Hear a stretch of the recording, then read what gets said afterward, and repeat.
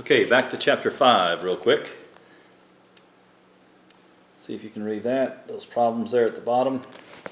All right, on the next page. So these will be the problems that you're going to be looking at for homework. So let's see, I've been doing a pretty good job of this here lately. Holding that still so you can see all those, raising it up. Now I can't really see, but hopefully you can see those. Call it good enough maybe. All right, so we've been talking about in chapter 5, we were talking about roots, square roots and cube roots and all that. So now we're doing more roots, but the difference is we're doing square roots of negative numbers. Okay, so if you remember, when you were real small, they taught you subtraction. Hey, how many, if you got 5 cows and you take away 3 cows, what do you have left? You have 2 cows left. All right, so 5 minus 3 is 2. If you have 5 cows and you take away 8 cows, you say, oh, you can't do that. No, you can't take 8 cows away from 5. You can't do 5 minus 8. And then later on they said, yeah, I was just kidding. You really can do 5 minus 8. It's negative 3. And it's not exactly a number that you can reach out and touch, but it's a number.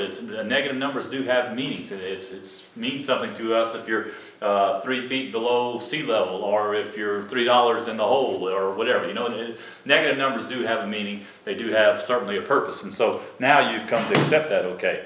By the same token, division. There was a time where you could say 12 divided by 4 is 3, 12 divided by 7, you can't do that. And then later on we said, yeah, you really can. 12 divided by 7 does work out. You get 1, and then you get 5 sevenths. So it's a fraction, and we talked about the whole concept of fractions from that. And fractions are numbers. It's not something you can reach out and touch at how many chairs, a fraction of a chair or whatever, you know, but it certainly has meaning to us.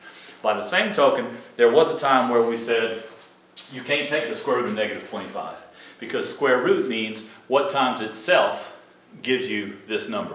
You can't say 5 times 5 gives you negative 25. You can't say negative 5 times negative 5 gives you, because negative times negative is a positive. All right, so you can try to say, well, what about a 5 times negative 5? Okay, well, that defeats the purpose of square root, because square root needs to be something times itself. And so for a time we said, now you can't take the square root of a negative number. And now we say, yeah, we were just kidding, you really can. There is a whole set of numbers called imaginary numbers that give us the ability to take the square roots of negatives like this, okay? So the square root of negative 25. The way that we start out the discussion of imaginary numbers is we say that I is the basic imaginary unit. I is equal to the square root of negative 1. Okay, so I is not going to ever be used as a variable in this class. I is always going to represent the square root of negative 1. It's a constant, kind of like pi. Pi is a Greek alphabet letter. You would never use pi as a variable, even though you might use theta or beta for angles or something like that as variables. You would never use pi. Pi always represents a constant, 3.1415925, whatever, like that, right? So by the same token, I is always going to be equal to the square root of negative 1. It's the imaginary unit, the basic imaginary unit. All right, so with that in mind, when you're asked to simplify something like, what is the square root of negative 25? The first thing you do is you say it's equal to the square root of negative 1 times the square root of 25, which is logical, right? Negative 1 times 25 would be negative 25. And the square root of negative 1 is I. And the square root of 25, principal square root of 25 is 5. And so we say this could be simplified. The square root of negative 25 is equal to 5i. All right, 5 times the imaginary unit. And that has a meaning to us, and we say that's much simplified form. All right. By the same token, if we have the square root of negative 18, okay, the problem here, we first want to say, okay, that's the square root of negative 1 times the square root of 18, so it's I times something, but the square root of 18 is not a perfect square. So then you ask yourself, what would you do if the square root of 18, if you had seen it a few weeks ago, you would say, okay, well, let me try to simplify 18, take out perfect square factors of 18. For example, the square root of 18. Don't break it into 3 times 6, because you don't know the square root of 3, you don't know the square root of 6. Break it into 9 times 2, because you do know the square root of 9. The principal square root of 9 is 3, and so your final answer over here would be 3i times the square root of 2. Okay, this falls under the category of complex numbers. Complex numbers includes every real number and imaginary number. And we write the standard form of a complex number is a plus bi, where a and b are real numbers. So something plus something times I. So that's the standard form of a complex number. here's one similar again. This is square root of negative 125. So as soon as I saw square root of negative, I knew the answer was going to be something I, okay? So we can take the I out of that, and now we just have the square root of 125 x to the fifth, okay? 125 can be broken down into what? That's the question. What can you break 125? What's a perfect square factor of 125? And so, you know, in your head, you again, remember we wrote this out one time. 1 squared is 1, 2 squared is 4, 3 squared is 9, 4 squared is 16, and then 5 squared is 25, and 36, and then 49, etc. You have these in your head, and you're like, okay, which ones of these go into 125? And the answer, of course, is 25. So you break this down into 25 times what? 5? Yeah, 5 times 25 is equal to 125. And so break it down into 25 times 5, because again, you know the square root of 25, so you can simplify it by taking that. And x to the fifth, you can break x to the fifth down into x to the fourth times x, because you know the square root of x to the fourth. All right, so square root of 25 is 5. Put your I back right there. Square root of x to the fourth is x squared. All right, so we simplified it by taking this stuff out of the radical.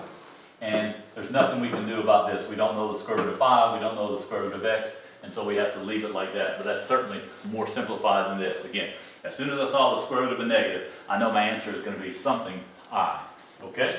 All right, let's look at what would happen if you multiply 2 together like this, okay? You're going to multiply these two imaginary numbers together, and the answer is going to be a real number, surprisingly enough. But this, when you do it like this, just do it kind of like you would expect, as if I were a variable. For example, negative 2i times 7, okay, negative times positive is a negative. 2 times 7 is 14. I times I is I squared. Negative 14 I squared, okay? Because what you think of is, just like if it was x, if it was 2x times 7x, you'd say it's 14x squared. By the same token, this is negative times positive, negative 14 I squared. All right, now, think about this. If I is equal to the square root of negative 1, what is I squared equal to? Well, if you take something that's a square root and you square it, you just get what's underneath the square root right there. So you just get negative 1. I squared is equal to negative 1. And then I got these others, because I want you to think about this. It's going to come up in a second.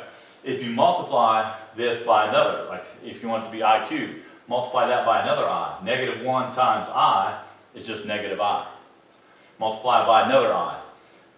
You get negative I times I is negative I squared. So negative of negative 1 is positive 1. And then what you notice is, because I to the fourth is equal to 1, then the next one would have to be just I. If you multiply by I again, you just get I. So I to the fifth is I. I to the sixth is negative 1 again. And what we're in is a loop. You're in a loop. You're in exactly the same pattern, all right? By the time you get to I to the eighth, that's going to be 1 again. So I to the ninth will be this. I to the 10th will be this. I to the 11th will be that. I to the 12th will be that. I to the 13th will be that. And so forth, all right? And what we find out is every time we get to a multiple of 4, every 4 comes out to be 1. So I to the 12th is 1. I to the 400th power is 1. I to the 24th power is 1. Anything that's a multiple of 4. So when I get ready to do a problem like this, let me jump down to this one. I to the 45th power is equal to, all right, here's what I would say. Here's the thinking I would go through.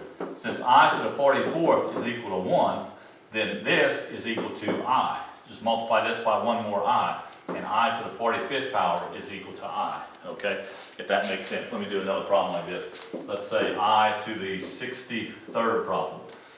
What I would say to the 63rd power, what I would say is I to the 60th is equal to 1, because that's a multiple of 4.